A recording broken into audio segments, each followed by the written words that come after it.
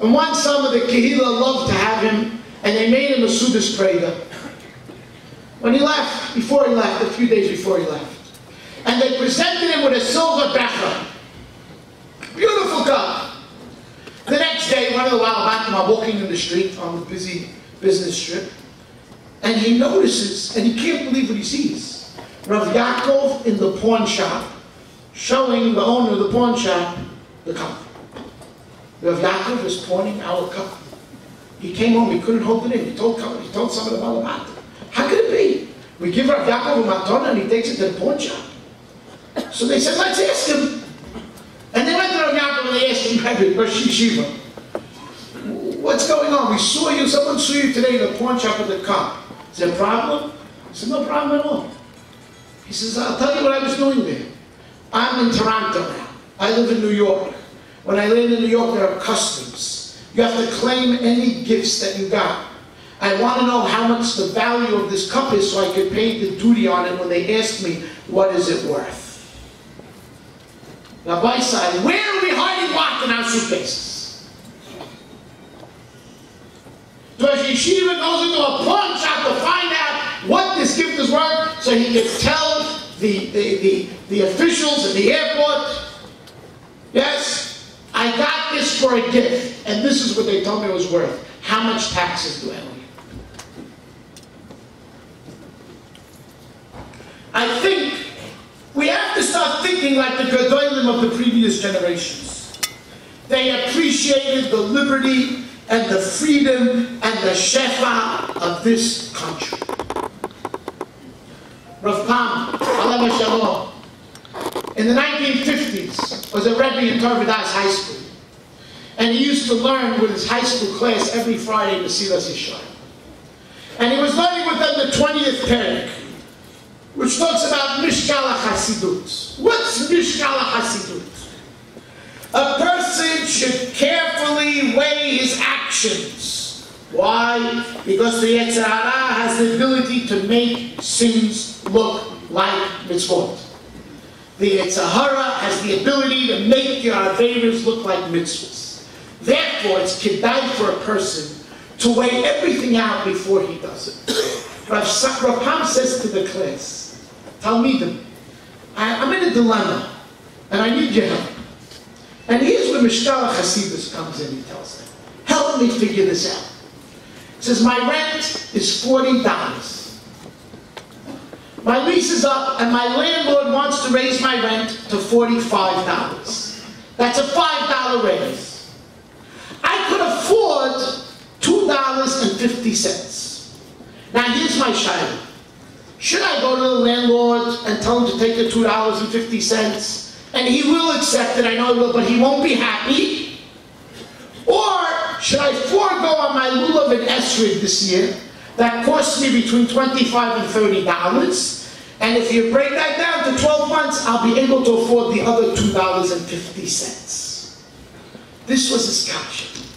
And he said, we're going home for Shabbos now. I want you all to think about it. And Sunday morning, we're going to take a vote. Sunday morning came, and it was a unanimous decision that you should forego your lulav and esrog and use the Shabbos' lulav and esrog in shul. And don't let the landlord feel bad or upset. What a Rebbe! What a Rebbe! That boy saying your heart should swell with joy when he hears such a story. What's $2.50 to us? We burn it in seconds. In seconds.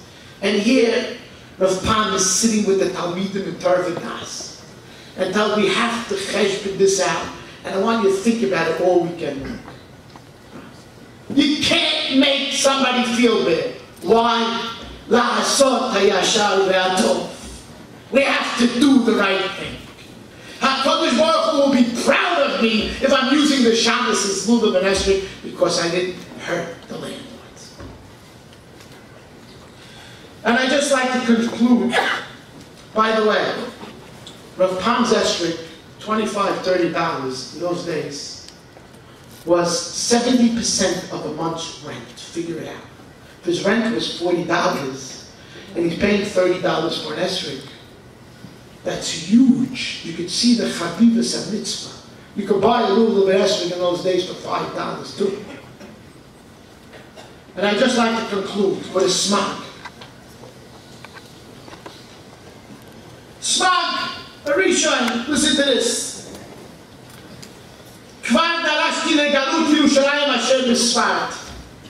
I already was dervished to the Golus Yerushalayim that's now in Spain. Ulashal Galiot Edom. Ki ata she'erich hagalut yoted midah. The Golus is too long. Why? Yesh biYisrael le'avdir me'avdei ha'olam u'le'achos b'chodmo shel HaKadosh Baruch Hu shehu emet. You know why the Golus is so long?